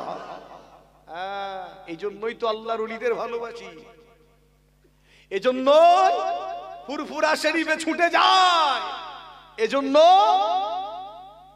উস্তাদের খিদমত করি, কথা ঠিক না ভুল? এই জন্য মা বাপের খিদমত করি কেন? একটু দোয়া করবে, এই দোয়াটা আমার ভাগ্য পাল্টে দেবে। একবার জোরে হয় না, আর একটু আস্তে করে, দাঁতে দাঁত চেপে হবে না। জি হ্যাঁ, এই ফুরফুরা শরীফ ইসালে সবে যে মানুষগুলো মেহনত করে, দেখেছেন না দেখেননি গো? হ্যাঁ, সব বেকার করে, এমনি এমনি করে, টাকা পাই না? টাকা পাই তো পাই না, মাইনে নেই। ওই মানুষগুলো টাকার জন্য যায় না, ও যারা খেদমত করছে না ওরা টাকাওয়ালা, কথা ঠিক না ভুল গো? ওরা নিজেরাই দেয়, সেখানে গিয়ে গায়ে গতরে খাটছে। গিয়ে দেখে ইসালে সাহাবের আগে আগে 1 সপ্তাহ 10 দিন আগে চলে গেছে খিদমত করতে। আপনার এলাকা থেকেও তো যায় নাকি গো? যায় না? যায়নি? সব এমনি এমনি পীরের দরবারে গেছে, খিদমত করছে। পীরের একটু দোয়া পাবো, আর দোয়া কি করে? ভাগ্য পাল্টে দেয়। একবারে জোরে হয় না? বুঝাতে পারছি না মনে হচ্ছে নাকি? হ্যাঁ, এখনো গিয়ে দেখেন মানুষ দরবার ঝাড় দিচ্ছে, মাইনে পাবে তো? টাকা নয়, এরা আখিরাতটাকে প্রাধান্য দিয়েছে, অহংকারটাকে মেরে ফেলেছে। খিদমত করছে, হাঁড়ি রান্না করতে করতে ফুটন্ত ভাতের হাঁড়ি, তামার হাঁড়ি বড় উল্টে গেছে খাদেমের গায়ে গায়ে। সব টেনশনে পড়ে গেল, কি হবে? মানুষটা মনে হয় এক্ষুনি হসপিটালে নিয়ে যেতে হবে, এই তাড়াতাড়ি বের করেছে। মানুষটা বলছে আমার কিচ্ছু হয়নি, আমার কিচ্ছু হয়নি। বাস্তব কথা বলছি, মানুষটা বলছে হুজুর আমার কিছু হয়নি, আমার, এই তোমরা ছাড়ো না, তোমরা খেদমত করো না, আমার কিচ্ছু হয়নি। আর আল্লাহর হুকুম কি? মানুষটাকে বের করে দেখা যাচ্ছে, আচ্ছা ফুসা পড়ার কথা না শরীরে, ফুসকা পড়ার কথা না, ফুটন্ত ভাতের হাঁড়ি উল্টেছে তার গায়ে। সবাই মিলে ধরাধরি করে ফের আবার বের করেছে। আল্লাহর হুকুম, তার শরীরে একটাও ফুসা পর্যন্ত পড়েনি। একবার জোরে হয় না সুবহান? উঠে বলছে আমার কিচ্ছু হয় না, কিচ্ছু হয় না, আমার দাদা পীরের দোয়া রয়েছে আমার সাথে। জোরে হয় না সুবহান? জি হ্যাঁ। মানুষটা বলছে আপনারা চিন্তা করবেন না, আপনারা আপনাদের কাজ করেন, আমরা এখানে আছি। আমরা বলছি একটু বসেন, মাথা ফাতা ঘুরছে মনে হয়। খাদেম এই বসেন, হুজুর কোনো চিন্তা নেই। এমনও খাদেম আছে একটানা 3টে দিন লাগাতার ওই চুলোর ধারে বসে বসে মেহনত করে, একটুকু বিশ্রাম পর্যন্ত নেয় না। একবার জোরে হয় না সুবহান? বেকার করে। হ্যাঁ, উস্তাদের খিদমত কাজে আসবে না আসবেনি? কথা বলে না কেন? মা বাপের খিদমত কাজে আসবে না আসবেনি? মুসলমানের ছেলেরা, ও নওজওয়ানেরা, তরুণেরা, আমার মুরব্বিয়ানেরা, আমার বড় পীর আব্দুল কাদের জিলানী রাহমাতুল্লাহ আলাইহির একটি ঘটনা মনে পড়ে গেল। বলবো না, ছেড়ে দেবো, শেষ, একদম একদম শেষ পর্যায়ে। জি, ও নওজওয়ানেরা, তরুণেরা, আমার গাউসুল আযম মহিউদ্দিন আব্দুল কাদের জিলানী রাহমাতুল্লাহ আলাইহি এমন একজন পীর, এমন একজন ওলি, যার কদমটা দুনিয়ার সমস্ত ওলিদের কাঁধে রয়েছে। সেই বড় পীর আব্দুল কাদের জিলানী রাহমাতুল্লাহ আলাইহি একটি জায়গায় গিয়েছেন। সেখানকার মানুষেরা হুজুরের খেদমত করবে। একজন যুবক এসেছেন আমার হুজুরের খেদমতের জন্য, হুজুরের নাস্তা খাওয়া দাওয়ার জন্য, হুজুরের হাত ধোয়াবেন। ঘটনা আপনার জানা রয়েছে, জানা আছে না নেই? জানা নেই? একটা যুবক এসেছে হুজুরের হাত ধোয়াবে। আমরাও আজকে এসেছি, সব খাদেমরা হাত ধুইয়েছে না ধোয়ান নিগো? নাস্তা করালেন, হাত ধোয়ালেন। আমার বড় পীর সেখানে গিয়েছেন। একজন যুবক এসেছে আমার পীরের হাত ধোয়ানোর জন্য। ও জওয়ানেরা, যুবকটা আমার হুজুরের হাতে পানি ঢালে। হুজুর আমার হাত ধুতে লেগেছেন। হাত ধুতে ধুতে 1 গ্লাস পানি শেষ হয়ে গেল। কতটা পানি লাগতে পারে? হাত ধুতে লেগেছেন, যুবকটা পানি ঢালতে লেগেছে। পানি ঢালতে ঢালতে ঢালতে ঢালতে এক জগ পানি পুরো শেষ হয়ে গেল, তথাপিও আমার বড় পীরের হাত ধোয়া হলো না। ঠিক বলছি না ভুল? মনে পড়েছে এবার? হাত ধুতে কত পানি লাগে? হাফ গ্লাস, 1 গ্লাস, বেশি ময়লা থাকলে 1 জগ হাত ধোয়া হয়নি। নওজওয়ানেরা শুনে রেখে দিন, যুবক পুনরায় পানি আনতে চলে গেল। জগ ভর্তি করে পানি নিয়ে এসে আবার আমার হুজুরের হাতে ঢালে। হুজুর পুনরায় হাত ধৌত করতে লেগেছেন। হাত ধুতে ধুতে ধুতে ধুতে পুনরায় জগের পানি শেষ হয়ে গেল। তথাপিও আমার বড় পীরের হাত ধোয়া কমপ্লিট হলো না। ও নওজওয়ানেরা, যুবক পুনরায় পানি আনার জন্য চলে গেল। জগ ভর্তি করে পানি নিয়ে হুজুরের হাতে ঢালে। হুজুর পুনরায় হাত ধুতে লেগেছেন। ধুতে ধুতে ধুতে ধুতে পানি শেষ হয়ে গেল। হুজুরের হাত ধোয়া হলো না। বেশ কয়েকবার এমন হওয়ার পরে অবশেষে আমার হুজুরের হাত ধোয়া কমপ্লিট হয়ে গেল।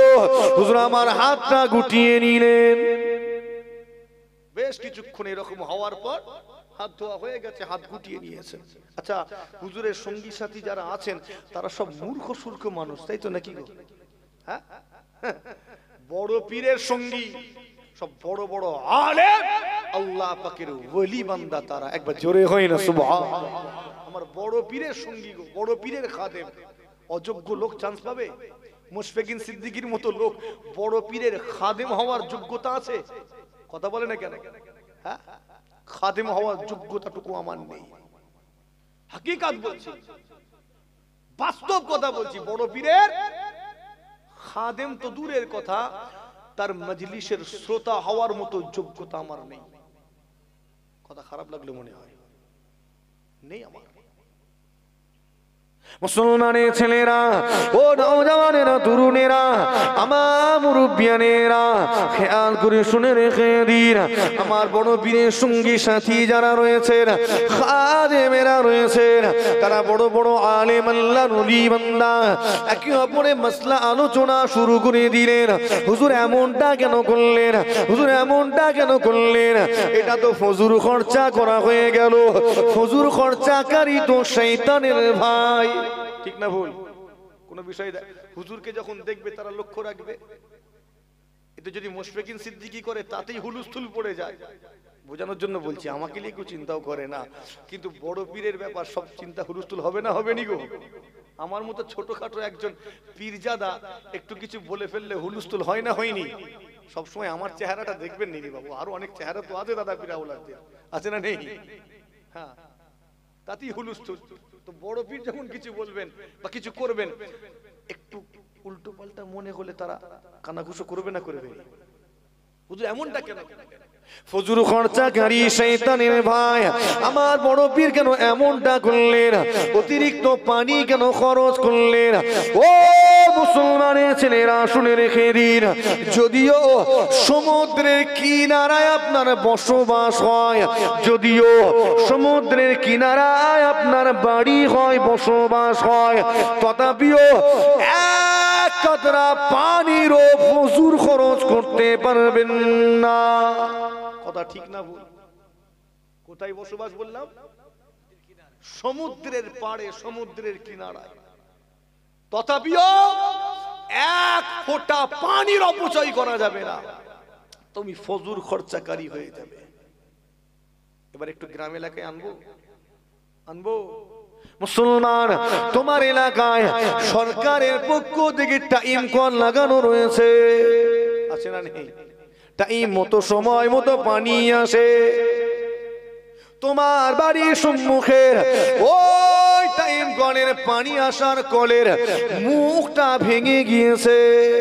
অনর্গল পানি সেখান থেকে বেরিয়ে চলে যায়, অনর্গল পানি গড়িয়ে চলে যায়। বলুন তো দেখি, এটা কি অপচয় নয়? কথা কই না কে? অপচয়। কি পদক্ষেপ নিয়েছ? একটা কল কিনে এনে লাগিয়ে দিয়েছেন। একবার তুমি, একবার আপনি এরকম বলছি, রাগটাগ করছেন না তো? মনে মনে ভাবছেন এই হুজুরটার ভাষা জ্ঞান নেই মনে হয়, টুকটাক আছে রে বাবু। হ্যাঁ, একটা কল এনে লাগিয়ে দিয়েছে, অথবা একটা বাঁশ বা কিছুকে নিয়ে মুচড়ে ভরে দিয়ে পানিটা বন্ধ করেছেন না? কি পদক্ষেপ নিয়েছেন? কর্তৃপক্ষকে জানিয়েছে না?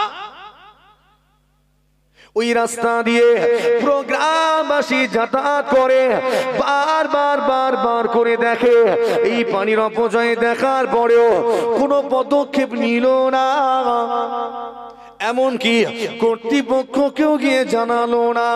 এই ব্যক্তিগুলো ধরা পড়ে যাবে।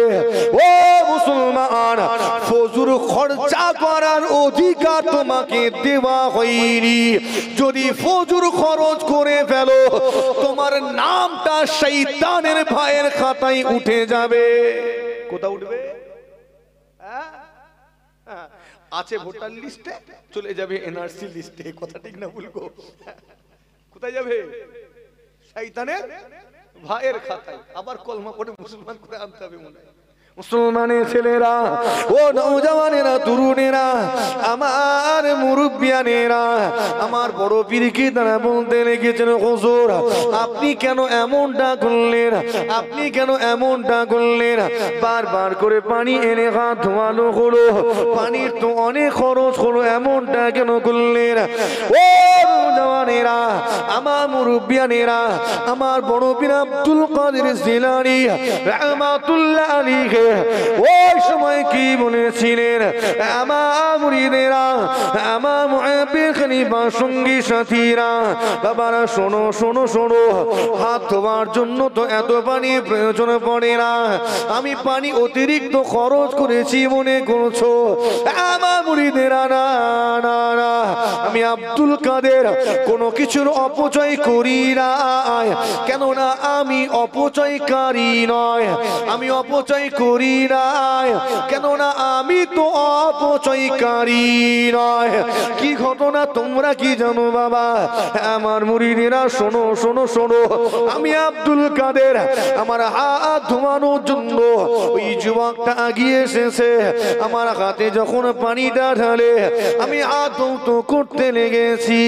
আমার হাত ধুইতে হঠাৎ করে আমার নজর চলে গেল ওই যুবকের কপালে।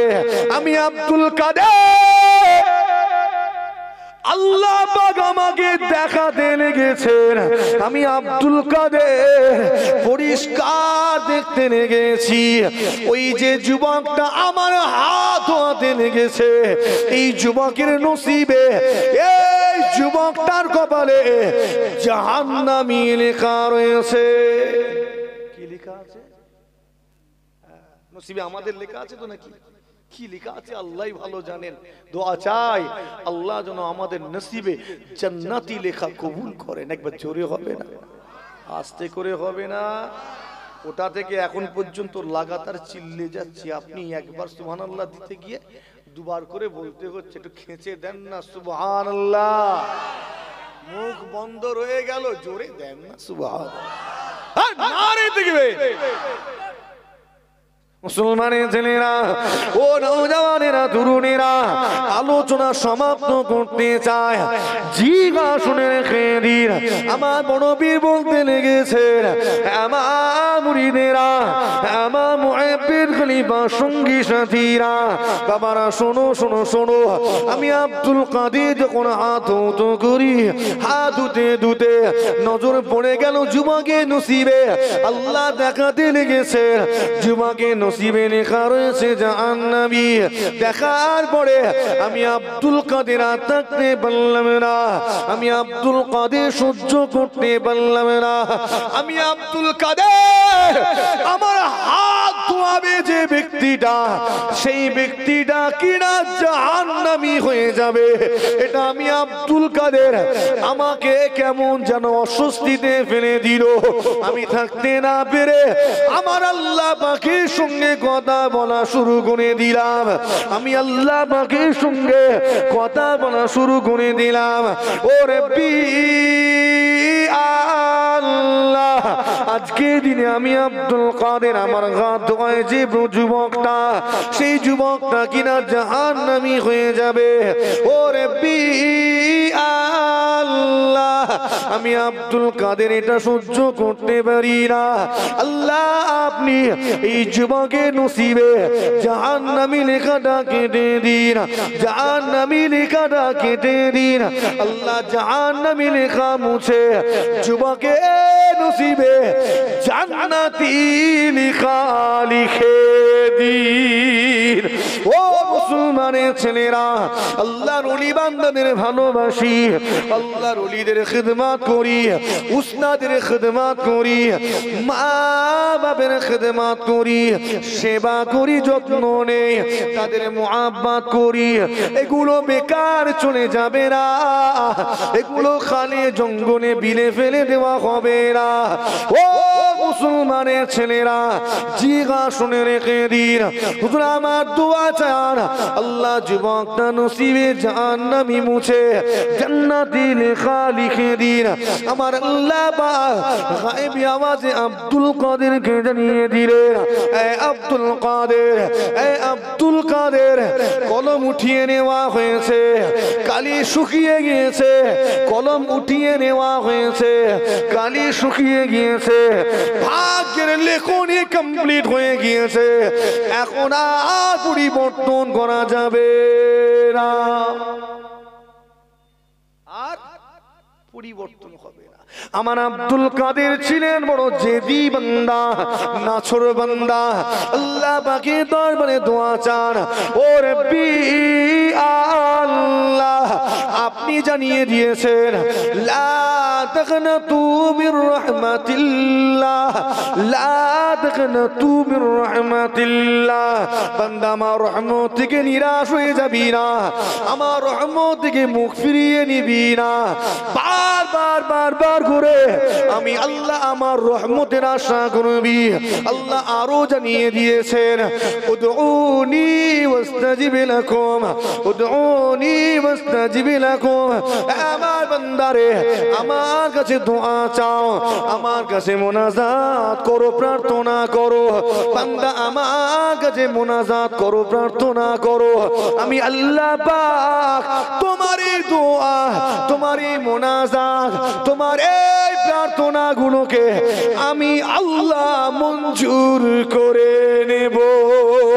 আমার বড় বিদোয়া চাইতে লেগেছেন, আল্লাহ আপনি পারেন, আপনি সব পারেন, আপনি জানিয়ে দিয়েছেন আমার রহমতের আশা কর, আপনার রহমতের আশা করে দোয়া চায়, আল্লাহ আপনি এই যুবকের নসিবে জাহান্নামী লেখা মুছে দিন, জান্নাতি লেখা লিখে দিন। ও রব্বি আল্লাহ আপনি সব পারেন, আপনি সব পারেন, আপনি পারেন জান্নাতীকে জাহান্নামী বানাতে, আবার আপনি পারেন জাহান্নামীকে জান্নাতি বানাতে। ইন্নাল্লাহা আলা কুল্লি শাইইন কাদির, আল্লাহ আপনি সর্বশক্তিমান, আপনি সব পারেন, আপনি পারেন জিন্দাকে মুর্দা বানাতে, আবার আপনি পারেন মুর্দাকে জিন্দা উঠাতে। আল্লাহ আপনি পারেন জিন্দাকে মুর্দা বানাতে, আবার আপনি পারেন মুর্দাকে জিন্দা বানাতে। আল্লাহ আপনি সব পারেন, আপনি পারেন এই যুবকের নসিবে জাহান্নামী লেখা মুছে জান্নাতি লিখে দিতে। ইন্নাল্লাহা আলা কুল্লি শাইইন কাদির, আল্লাহ সর্বশক্তিমান, সব পারেন। ও মুসলমানের ছেলেরা, খুব সংক্ষেপ করতে চায়, আমার বড় পীর আল্লাহ দরবারে দোয়া চেয়েছেন, আল্লাহ নবীর হাদিস আল্লাহ নবী জানিয়ে দিলেন আত-তাকদীরু লা ইয়ারুদ্দু ইল্লা বিদ-দুআ, আত-তাকদীরু লা ইয়ারুদ্দু ইল্লা বিদ-দুআ, এই তাকদীর রদ হয় না, ভাগ্যের লেখনী পরিবর্তন হয় না, অদৃষ্টের লেখনী কখনো পরিবর্তন সম্ভব নয়। অতঃপর আমার নবী জানিয়ে দিলেন হ্যাঁ এটা পরিবর্তন করা সম্ভব, সেটা হলো এই কেবলমাত্র দোয়ার মাধ্যমে। আল্লাহ দোয়াতে এত পাওয়ার দিয়েছেন, এত ক্ষমতা দিয়েছেন, এত কুওয়াত দিয়েছেন, এই দোয়া পারে বড় বড় ঝড় তুফানকে টলিয়ে দিতে। দোয়াতে এত পাওয়ার, এত ক্ষমতা, এত কুওয়াত আল্লাহ দিয়েছেন। এই দোয়া পারে বড় বড় বিপদ আপদ মুসিবতকে টলিয়ে দিতে। এই দোয়াতে আল্লাহ এত পাওয়ার, এত ক্ষমতা দিয়েছেন। এই দোয়া পারে আপনার আমার ভাগ্যটাকে পর্যন্ত পাল্টে দিতে।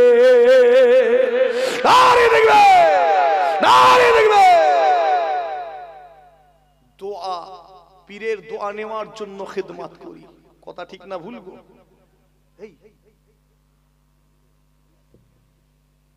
এই আল্লাহু আকবার। কখন এসেছেন আপনারা? কেউ কিছু বলেননি, টুকটাক ইশারা করবেন। অনেকটা সময় নিয়ে নিলাম, আর লম্বা নয়। দোয়া পারে পাল্টাতে, পারে না পারেনি? হ্যাঁ, আমাদের নসিবে কি আছে আল্লাহ জানেন। দোয়া চাই, আল্লাহ তার ওলি বান্দাদের দোয়াকে কবুল করে যদি জাহান্নামে লেখা থাকে আল্লাহ ওটা মুছে দিয়ে আল্লাহ আমাদের জান্নাতি লেখা লিখে দেন। বলি না আল্লাহুম্মা আমিন, বলি না আল্লাহুম্মা আমিন। অনেক সময় নিয়ে নিয়েছি, এসে বসে আছে, কিছু বলে উনি আর আমিও থাক, পরে কখনো আবার দেখা হবে, সাক্ষাৎ হবে, আলোচনা হবে। অল্প সময় দুটো কথা বললাম, রাগটা হয়েছে আমার উপর না? রাগটা হয়নি তো? দেখেন, আপনাকে আঘাত করার জন্য আমি ওয়াজ করিনি, ওয়াজ করেছি আল্লাহ আল্লাহ রসুলকে খুশি করার জন্য। আমি যেখানেই যাই পরিষ্কার বলি, আল্লাহ আল্লাহ রসুলকে খুশি করার জন্য ওয়াজ হবে। আমি চালিয়েছি তলোয়ার, অনেককে লেগেছে, সুদখোরকে লাগবে, ঘুষখোরকে লাগবে, মাতালকে লাগবে, লটারি যে কাটে তাকেও লাগবে, লাগবে না লাগবে না? যে যুবক পুজোর প্যান্ডেলে গেছে তাকেও লাগবে, যে জুয়া খেলেছে তাকেও লাগবে, লাগবে না লাগবে না? গোড়া থেকে এক নাগাড়ে তলোয়ার চালিয়েছি। না হকের উপরে থাকলে তোমায় লাগবে, হকের উপরে থাকলে লাগবে নাকি? হকের উপরে লাগবে না। তুমি হকের উপরে কায়েম হয়ে যাও, দৃঢ় হও, মজবুত হও। আল্লাহ খুশি হবেন, তার হাবিব খুশি হবেন। যার উপরে আল্লাহ আর তার রাসূল খুশি, পুরো কায়নাত তার উপরে খুশি। জোরে হয় না সুবহান? আরো জোরে হয় না সুবহান? বিদায় নি, পরে কখনো দেখা হবে, সাক্ষাৎ হবে, আলোচনা হবে। আমার যারা মৌলানা হযরত হিজবুল্লাহ আখুনজি ভাই এসেছেন, আলোচনা রাখবেন। একটু মুহাব্বতে আমি বিদায় নেব। একটু যাওয়ার সময় আপনাদের তাকবীরের আওয়াজটা দেখে নেব। নারে তাকবীর। এই অনেকক্ষণ হয়েছে, ঠোঁট নাড়িয়ে ম্যানেজ দেওয়া ছাড়েন, একটু ফুসফুসের লোড নেন। খাঁচাই কোনো লোড পড়েনি, খালি ঠোঁট নাড়িয়ে ছেড়ে দিল। ওকে লাঠি ধরিয়ে দাও, মিজাজ আলাদা হয়ে যাবে। ঠিক না ভুল গো? হ্যাঁ, একটু খেঁচে তাকবীর দিতে হবে। নারে তাকবীর, আল্লাহু আকবার। ওই একই মজলিস, আগের আওয়াজ এই আওয়াজ দেখেন পাল্টে গেল। যতক্ষণ না মুগুরের ঘা দেয় আমরাও সোজা হবনি। আরো জোরে দেন নারে তাকবীর। সিলসিলায়ে হক মুজাহিদের জামান, দাদা পীরের হক সিলসিলা, পাত্রপুকুর বাৎসরিক ইসালে সাওয়া। নারে তাকবীর, নারে তাকবীর। তারপরেও কয়েকজন চুপ করে রয়ে গেল। এনাদের ধৈর্য আছে, এত কিছুর পরেও যদি দাঁতে দাঁত চেপে বসে থাকতে পারে, এত মানুষ চিৎকার দেওয়ার মাঝে, জানতে হবে এটা একটা আলাদা ট্যালেন্টের ব্যাপার। বিদায় নি, আসসালামু আলাইকুম। সকলে একবার সালাম দেন। ওয়া আলাইকুম আসসালাম ওয়া রাহমাতুল্লাহি ওয়া বারাকাতুহু। দরুদ শরীফ। আল্লাহুম্মা সাইয়্যিদিনা মাওলানা মুহাম্মদ ওয়া আলা আলি সাইয়্যিদিনা মাওলানা মুহাম্মদ।